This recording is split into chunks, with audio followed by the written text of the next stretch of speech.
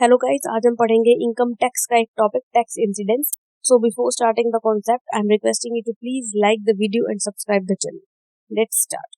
तो देखो, tax incidence पढ़ने का एक मोटिव होता है, अगर हमें टैक्स इंसिडेंस के बारे में पता होगा तो हम ये जान जाएंगे कि किस इनकम पर इंडिया में टैक्स लगता है, किस इनकम पर नहीं लगता है। तो लेट्स स्टार्ट। तो यहाँ पे हम तीन चीजों के टैक्स इंसिडेंस के बारे में पढ़ेंगे, ऑर्डिनरी रेजिडेंट के, नॉट ऑर्डिनरीली रेजिडेंट के एंड नॉन रेजिडेंट के। तो सबसे पहले हम शुरुआत करते हैं, ऑर्डिनरी रेजिडेंट के द्वारा कमाई गई इनकम पे किस किस केसेस में टैक्स लगता है।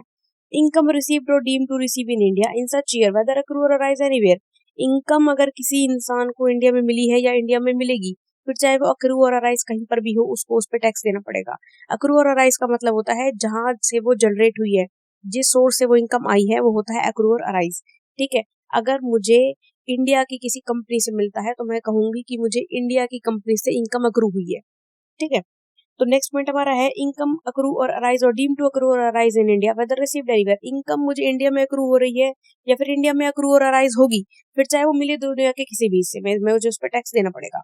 लास्ट पॉइंट आता है, अक्रू और arise to him outside India to in such year.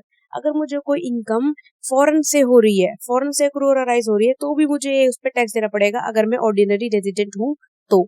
Next point पे हम पढ़ते हैं, नॉट ऑर्डिनरीली रेजिडेंट के केस में।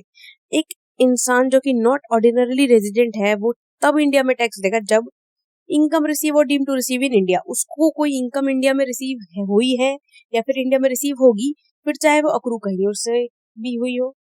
सेकंड पॉइंट, इनकम अक्रू और अराइज और डीम टू अक्रू और अराइज इन इंडिया, कोई इनकम उसे इंडिया में अक्रूज हुई है या फिर इंडिया में अक्रू होगी, फिर चाहे वो मिले वो दुनिया के किसी भी हिस्से में। ठीक है, लास्ट पॉइंट, कि उसको इंडिया के बाहर इनकम अक्रू हुई है। ठीक है, किसी फॉरेन सोर्स से इनकम मिली है लेकिन मिली इंडिया की कंपनी से। यहाँ पे एक एग्जांपल दे देते हैं। सपोज एक बंदा है राम किशोर, वो अमेरिका में उसको एक कंपनी से इनकम मिली है, तो अब भाई फॉरेन कंपनी है और वो मिली भी फॉरेन में है, लेकिन फिर भी उसको टैक्स देना पड़ेगा। क्यों? क्योंकि वो जो कंपनी है ना, वो इंडियन कंपनी है, इसलिए उसको टैक्स देना पड़ेगा।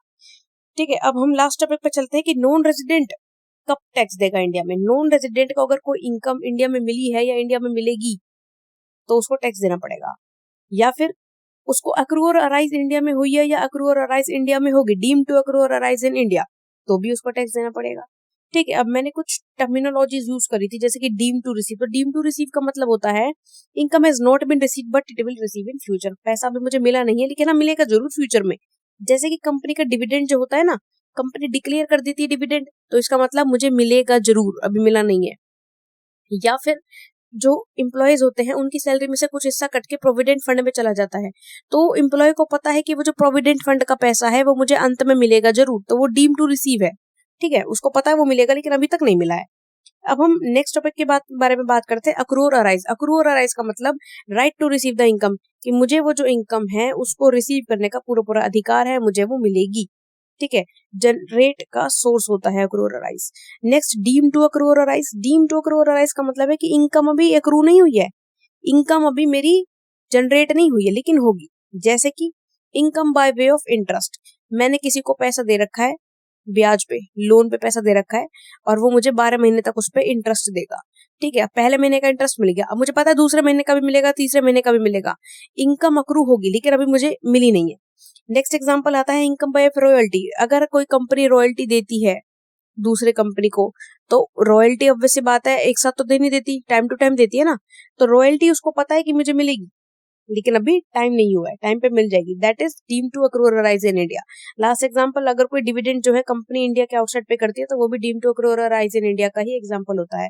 Thank you so much guys, hope आपको सारे कॉन्सेप्ट समझ में आ गए होंगे। Please like share subscribe the video. And एक रिक्वेस्ट भी है, अगर कोई आप कोई सजेशन देना चाहते हैं इंप्रूवमेंट के लिए या कुछ भी और, या फिर आप कोई कॉन्सेप्ट समझना चाहते हैं कॉमर्स से रिलेटेड, तो कमेंट में मेंशन जरूर कीजिएगा। Thank you.